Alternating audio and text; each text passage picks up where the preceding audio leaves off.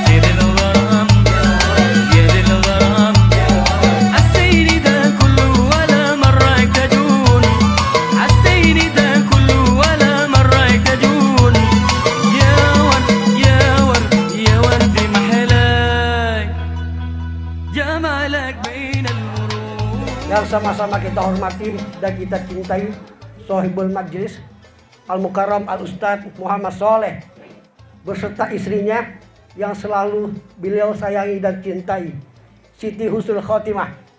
Kita doakan beliau panjang umur, sehat walafiat, ditambahkan ilmu yang bermanfaat, ditambahkan rizkinya yang halal, yang banyak, yang barokah, dan dalam lindungan Allah Subhanahu wa Ta'ala. Yang sama-sama kita hormati guru kita Al-Habib Ali Ridho bin Abdullah Al-Abbas, yang saya sama-sama hormati Al-Mukarram Al-Ustadz Husain bin Sumair, Al-Ustadz Zaid, Al-Ustadz Arifin, Al-Ustadz Fatoni, dan para jamaah yang tidak saya sebutkan nama satu persatu, namun tidak mengurangi rasa hormat dan ta'zim saya kepada para jamaah sekalian. Alhamdulillah.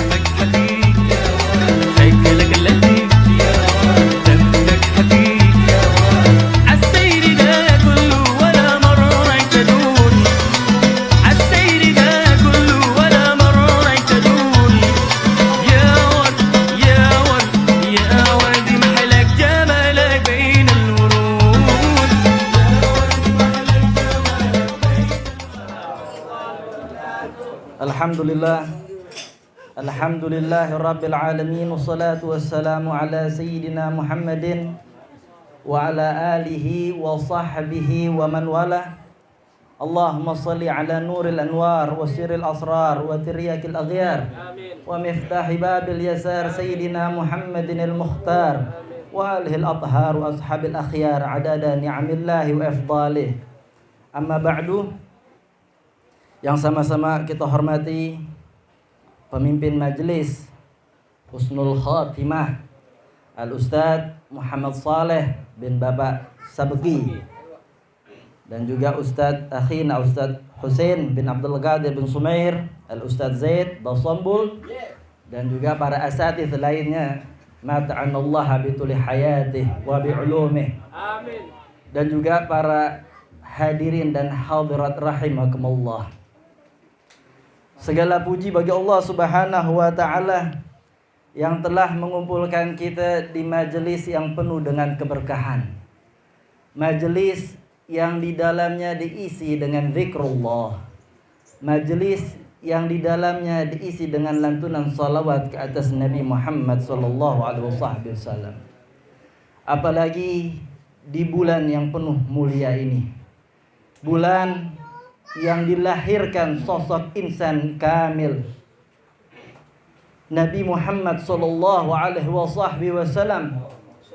Tidak ada malam yang lebih agung daripada malam kelahiran Nabi besar Muhammad sallallahu alaihi wasallam. Nabiur Rahmah, Nabi yang sayang sama kita, Nabi yang perhatian sama kita. Hidupnya dicurahkan buat kita. Hidupnya rela dicaci, dimaki, ditimpuk, dikasih kotoran demi kita, agar kita dapat selamat dunia akhirat.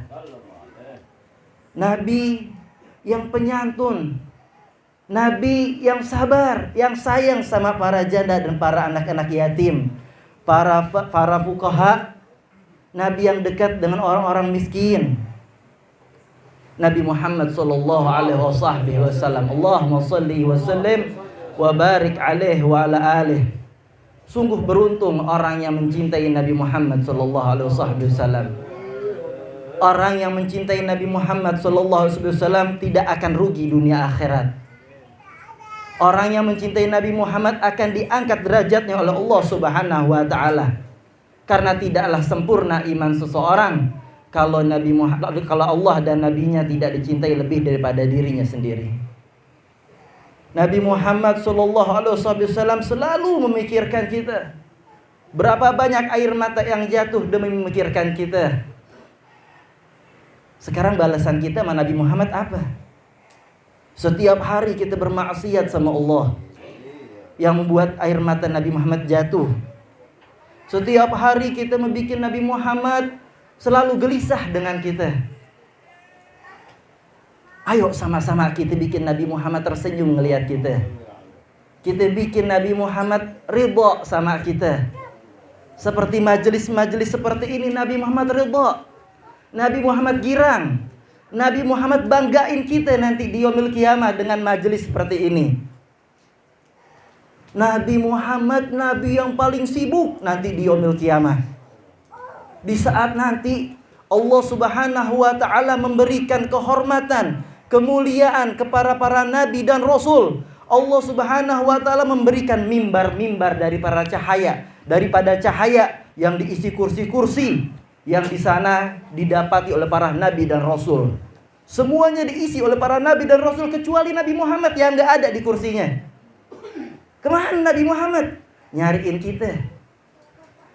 kita Nabi Muhammad. Nabi Muhammad jagain kita. Takut ntar umatnya tergelincir di sirat. Umatnya nanti timbangannya di mizan ringan. Takut Nabi Muhammad sampai di neraka dicari nama Nabi Muhammad. Nabi Muhammad sujud sama Allah, memuji Allah Subhanahu wa taala dengan pujian-pujian yang belum terdengar oleh kuping sebelumnya. Lalu Allah Subhanahu wa taala berfirman, "Irfa' ra'sak ya Muhammad." Angkat kepala engkau ya Muhammad. Apa yang kau minta? Syafaatil ummati ya Allah. Syafaatku buat umatku ya Allah. Berilah syafaat kepada siapapun daripada golongan umat-umat kamu. Yang jadi pertanyaan, bisakah kita digolongin dari umat Nabi Muhammad sallallahu alaihi wasallam? Kalau tiap hari kita bermaksiat, tiap hari kita enggak pernah sholat berjamaah, meninggalkan sunnah-sunnah Nabi Muhammad sallallahu alaihi wasallam, duduk asik dengan HP-nya. Kalau kita pengen lihat tubuh kita banyak syaitannya, kita lihat. Kalau kita lagi main HP atau duduk di TV, tuh sejam 2 jam nggak berasa sejam. Oh, main Facebook, main apa lagi Instagram, segala macam nggak berasa.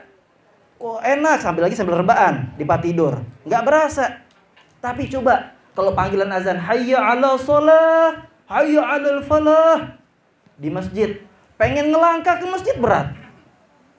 Pengen ngelangkah ke masjid berat. Diundang sama Ustaz Soleh, ayo ke majelis taklim. Ayo nuntut ilmu. Ntar dulu deh, besok aja deh Hujan. Hujan. Ntar aja, besok aja. Ini yang mau dijadiin umat Nabi Muhammad. Ini yang mau jadi banggaan Nabi Muhammad. Kemana kita? Nabi Muhammad mikirin kita, kitanya kemana? Setiap hari kita sibuk dengan kegiatan kita. Kita sibuk, kita lalai. Tanpa kita ingat Allah Subhanahu wa taala. Ala inna dunya mal'unatun, mal'unun ma fiha illa dzikrullah wa alimun aw muta'alimun. Sesungguhnya dunia ini dilaknat sama Allah. Dunia dilaknat sama Allah, dibenci sama Allah. Kalau bukan karena 3 orang ini, kalau bukan karena 3 sosok ini, dilaknat sama Allah. Allah nggak noleh dengan dunia. Siapa yang pertama? Yang pertama zikrullah. Allah, orang-orang yang selalu ingat kepada Allah Subhanahu wa taala. Orang-orang yang semasa hidupnya selalu sujud, nangis, minta ampun sama Allah. Ingat sama Allah. Ya. Kalau bukan karena mereka ini dunia udah hancur. Kalau bukan karena para kiai, para habaib, para ustadz, ini dunia udah nggak tahu kemana.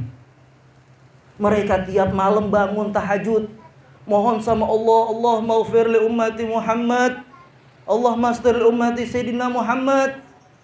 Ya Allah, ampunilah umat Nabi Muhammad, ya Allah. Ampunilah, tutuplah aib-aib umat Nabi Muhammad. Allah maghfir lil muslimin wal muslimat, sampai nangis. Ini adalah warisan Nabi Muhammad SAW.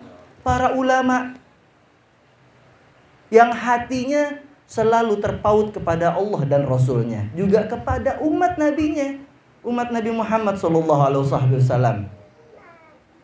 Mari sama-sama kita isi majelis taklim. Mungkin kita udah tahu banyak fadilah majelis taklim, lebih baik daripada sholat sunnah 1000 rakaat, lebih baik daripada sholatin jenazah 1000 orang. Mampu kita? 1000 orang. 1000 orang kita sholatin, terus anterin ke kuburan, balik lagi, sholatin lagi, balik lagi. 1000 orang, mampu? 1 orang kita sholatin jenazah, dapat pahala seperti gunung Uhud. Gimana tuh majelis taklim? Kalau kita duduknya aja nih, duduknya aja lebih baik daripada sholatin jenazah 1000 orang. Duduknya lebih baik daripada sholatin jenazah 1000 orang. Lebih baik daripada jenguk orang sakit 1000 orang. Bisa kita ke Cipto, Pak, gimana kabar, sehat? Sono lagi, sehat. Kita tengokin 1000 orang. Cukup duduk di majelis taklim, kita tuntut ilmu agama, kita dapat keberkahan dari Allah. Wah, dari tadi kita Masya Allah, Insya Allah dapat berkahnya dunia akhirat, Insya Allah dapat berkah. Apa itu berkah? Al-barakatu ziyadatul khair. Berkah itu tambahnya kebaikan. Jadi kalau kita duduk di majelis taklim, Insya Allah udah pasti dapat berkah. Udah pasti dapat berkah. Kenapa? Sebab kita dipilih sama Allah Subhanahu wa taala, ya, orang-orang khusus yang bisa datang ke majelis taklim. Dipilih sama Allah. Di dalam majelis taklim nggak ada ghibah, nggak ada namimah, nggak ada tuh segala macam ngomongin segala macam, nggak ada. Yang ada apa? Zikir kepada Allah, salawat ke atas Nabi Muhammad, menuntut ilmu agama. Ini yang ada di majelis taklim. Ini yang buat Nabi Muhammad redha, bangga. Ini namanya taman daripada tamannya surga. Sebelum nanti kelak kita ke surga, kata Nabi Muhammad, kalau kita lewatin taman daripada taman surga, mampir. Sahabat bingung, ya Rasulullah, emang ada taman surga di dunia? Ada. Majlisul zikir atau majlisul ilm. Majelis zikir atau majelis taklim. Kita disuruh. Bahkan hadisnya sahih, talabul ilmi faridatun ala kulli muslim wal muslimat. Menuntut ilmu wajib hukumnya bagi orang muslim dan muslimat. Wajib. Wajib fardu ain. Wajib perorangan. Kalau fardu kifayah kan bisa seorang diwakilin. Tapi kalau fardu ain wajib satu-satu kita mesti kenal. Ya. Apa yang kita mesti kenal? Ibadah kita, sholat kita, puasa kita, zakat kita. Yang pengen haji harus kenal hukum haji. Yang pengen umroh harus kenal hukum umroh. Yang pengen kawin harus tahu hukum kawin. Yang pengen dagang mesti tahu hukum dagang. Ini wajib. Wajib bagi kita. Bahkan disebutin lagi fadilahnya. Man salaka tariqan yaltamisu fihi ilman, sahalallahu lahu tariqan ilal jannah. Mau masuk surga gak? Mau. Kalau tanya masuk surga mau. Ada barang siapa yang datang ke majelis taklim, ya, dia niat datang ke majelis taklim nuntut ilmu agama, Allah akan mudahkan jalannya orang tersebut ke dalam surga. Allah mudahkan. Surga nggak gratis. Kalau neraka gratis, jalan tol lurus doang nyemplung. Kalau surga ada belokan, belok nggak boleh, larangan haram. Belok lagi, haram lagi nggak boleh, yang ini boleh. Makanya sabar, harus sabar, karena taat yang paling besar adalah kesabaran. Ya, sabar dalam menghadapi taat kepada Allah. Sabar dalam menghadapi taat kepada Allah adalah tingkatan sabar paling tinggi. Sabar dalam sholat, sabar dalam duduk di majelis taklim, sabar. Ad-dunya darul amal wal akhirat darul jaza. Dunia tempat kita beramal, akhirat tempat kita memetik hasilnya. Kalau hasilnya baik, insya Allah di sana kita dapat yang baik. Tapi kalau hasilnya na'udzubillah min zalik, hasilnya buruk, apa yang kita dapat? Penyesalan, hanya penyesalan. Tuntut ilmu agama, belajar ilmu agama. Mumpung orang-orang Ustaz Saleh, Ustaz Husain, Ustaz Zaid dan para asatidz lainnya masih ada. Karena setiap yang bernyawa pasti mati. Mumpung mereka masih ada, ambil ilmunya, ambil manfaatnya.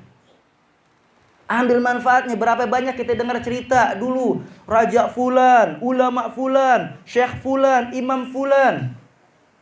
Tinggal cerita sekarang. Tapi kalau kita dengar cerita ulama Fulan, Syekh Fulan, Habaib Fulan, Imam Fulan, kita dengerin nikmat, ceritanya baik. Kalau dengar cerita Fir'aun, Namrud, na'udzubillah min zalik. Mereka ada sekarang? Nggak ada. Tapi tinggal cerita. Jadikan akhir hidup kita cerita yang baik buat kelak nanti anak cucu kita. Jadikan diri kita orang yang bermanfaat. Minimal buat diri kita, keluarga kita. Kalau bisa orang banyak. Karena paling baiknya manusia, kata Rasulullah, yang paling banyak manfaatnya buat orang. Jadiin diri kita. Jadi nanti kalau kita sudah nggak ada, yang dikenal, Masya Allah, dulu orang baik dia itu. Suka nolongin kita, ya. Suka bagi hadiah. Suka Masya Allah, walaupun dia nggak ada, tapi Masya Allah, dia rajin, disuruh apa aja mau. Manfaat. Jangan jadikan diri kita di akhir hayat kita cerita yang jelek. Bagus deh dia meninggal deh, nggak ada lagi orang yang geselin. Kan na'udzubillah min zalik yang kayak begitu. Kita nggak mau yang kayak begitu. Bagus deh dia meninggal deh, jadi nggak ada, jadi aman nih kampung nih. Jadi enak nggak ada dia. Na'udzubillah min zalik. Sampah. Jadi sampah masyarakat. Di dunia udah nggak demenin, apalagi di akhirat. Coba kalau kita jadi orang baik, jadi orang baik, Masya Allah, itu orang baik, Masya Allah. Ane ingat dulu dia suka bantu ane, walaupun dia orang nggak punya, tapi dia suka bantu ane. Itu orang manfaat. Apalagi kalau kita sampai mendapatkan ilmu yang bermanfaat, yang kita bisa sebarkan buat orang banyak, biar dia dapat mengenal Allah dan Rasulnya. Apa yang nanti yang didapatin? Dia akan mendapatkan pahala yang terus menerus. Walaupun orangnya sudah meninggal, pahalanya akan terus berlangsung. Terus. Semangat. Semangat. Jadikan diri kita semangat.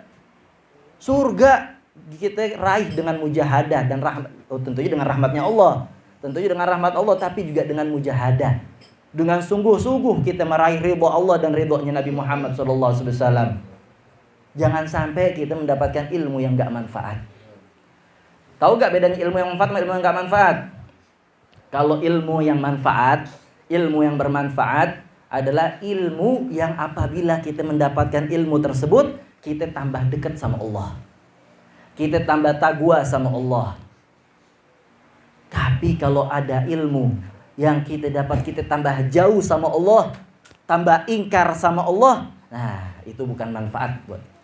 Ilmunya bagus, tapi nggak tahu nih hati kita nih, gimana nih hati kita, koreksi hati kita, apa makanan yang kita makan, perbuatan apa yang telah kita perbuat. Karena sesuatu yang masuk dalam tubuh kita, kalau halal, mau nggak mau tubuh kita akan taat sama Allah. Tapi kalau ada sesuatu yang subhat atau naudzubillah min zalik sampai yang haram, mau tidak mau tubuh kita akan maksiat sama Allah. Jaga makanan kita. Jangan kayak orang sekarang, yang haram aja susah apalagi yang halal. Jangan kayak begitu. Talabul halal fardhatun ala kulli muslim. Mencari yang halal wajib bagi setiap orang muslim. Jangan disamaratain. Cari yang halal. Ya, cari yang halal. Jangan tergiur duit yang banyak tapi haram. Mendingan duit yang sedikit tapi halal. Tapi jangan sedikit juga, insya Allah banyak mintanya sama Allah. Minta yang banyak sama Allah. Insya Allah mudah-mudahan di bulan Rabiul Awal ini kita insya Allah bisa tambah dekat dengan Nabi Muhammad. Amin. Kita ikutin sunnah-sunnah Nabi Muhammad. Jangan lupa tolabul ilim, penuntut ilmu. Nih harus megang siwak. Siwak, jangan rokok dikantongin. Siwak. Siwak ini paling disukai oleh Allah, dibenci syaitan. Kalau rokok dibenci Allah, disukai setan. Makanya siwak ini paling sering hilang. Bener gak? Bener. Siwak paling sering hilang. Tapi kalau rokok, hati sepuntung ketinggalan di rumah sohib, direla balik lagi. Bener? Sepuntung ketinggalan di rumah sohibnya, dia balik lagi tuh. Rela dimuter balik. Demi apa? Demi dapatin sebatang rokok yang ketinggalan di rumah sohibnya. Tapi kalau siwak, ya udah deh, tagap beli lagi deh. Kagak. Inilah sunnah Nabi Muhammad SAW. Kalau kita cinta sama Nabi Muhammad, ikutin sunnah Nabi Muhammad. Masuk kamar mandi, kaki kiri, baca doa, pakai penutup kepala. Keluar kaki kanan, baca doanya. Kita masuk masjid, kaki kanan, baca doanya. Keluar masjid, kaki kiri. Ikutin sunnah Nabi Muhammad, makan, minum, duduk. La yashrabanna ahadun minkum faman qa'iman falyastaqi. Kalau ada di antara kalian makan minum sambil berdiri, maka buang tuh mudorot. Kecuali dalam keadaan terdesak. Kita baca salawat sama Nabi Muhammad biar tidak ada mudorot. Ikutin sunnah-sunnah Nabi Muhammad yang ada di sekitar kita dulu. Satu pelan-pelan. Kalau kita udah bisa ngikutin sunnah Nabi Muhammad, insya Allah kita bisa berjumpa Nabi Muhammad. Kita bisa bermimpi sama Nabi Muhammad SAW. Kita lihat wajahnya Nabi Muhammad yang indah, yang luar biasa, yang terang benderang. Nabi Muhammad sangat rupawan, tampannya luar biasa, lebih daripada Nabi Allah Yusuf alaihissalam. Jauh. Kalau kita ngelihat Nabi Yusuf, kalau orang-orang zaman dulu diceritakan dalam kitab, ngelihat Nabi Yusuf lagi motong bawang, gak berasa jarinya keiris, gak berasa saking tampannya Nabi Yusuf. Tapi kalau melihat Nabi Muhammad, bukan tangan lagi yang keiris, jantung yang keiris. Saking rupawannya Nabi Muhammad SAW. Indah Nabi Muhammad, hidungnya mancung, alisnya tebal, tingginya semampai, kulitnya putih kemerah-merahan. Ane waktu itu pernah duduk sama Habib Anis, rahimahullah, yang di Solo. Waktu itu lagi buka kitab, disebutin. Kalau orang pengen mimpi ketemu Nabi Muhammad SAW, gampang. Kita bayangin sosok Nabi Muhammad. Kita bayangin sosok Nabi Muhammad SAW. Dalam tidur kita bayangin sosok Nabi Muhammad. Nabi Muhammad tampan luar biasa, hidungnya mancung, alisnya tebal, mukanya bulat, tingginya semampai, kulitnya putih kemerah-merahan, rambutnya sebahu. Kita bayangin Nabi Muhammad, insya Allah sambil bersihkan hati kita, sambil berwudu dan baca salawat, insya Allah kita akan bermimpi berjumpa dengan Nabi Muhammad SAW. Dan siapa orang yang bermimpi dengan Nabi Muhammad SAW, dia akan menjumpai Nabi Muhammad dalam keadaan terjaga.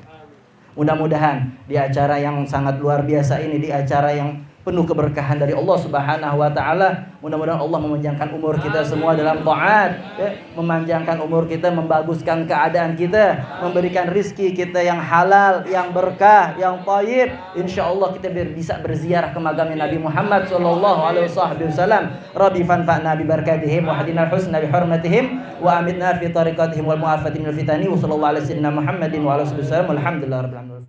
Suli salla wa sallam rabbi alaihi addal habbi wa alihi wa sahbi idadatas suhbi walhamdulillahi fil bad'i wat tanahi. Alhamdulillah ala ni'amillah, alhamdulillah ala barakatillah. Alhamdulillah hamdan yuafi ni'amahu wa yukafi'u mazida. Walhamdulillahi rabbil alamin. Ya Rasulullah salamun alaik, ya rafi'a sya'ni wa daraji. Ya Rasulullah salamun alaik, ya rafi'a sya'ni wa daraji. Ya Rasulullah salamun alaik, ya rafi'an sya'ni wa daraji. Allahumma salli wa sallim wa barik alaihi wa ala alihi wa sallam.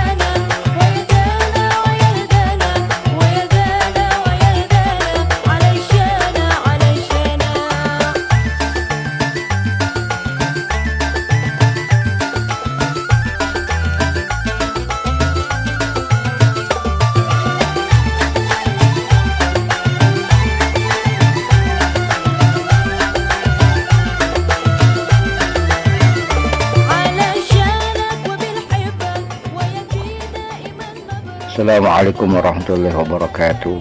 Al-Fakir Muhammad Sholeh Besuki mengucapkan ribuan terima kasih kepada antum sekalian jamaah HK Husnul Khotimah yang telah membantu pelaksanaan pengajian bulanan di tempat kami.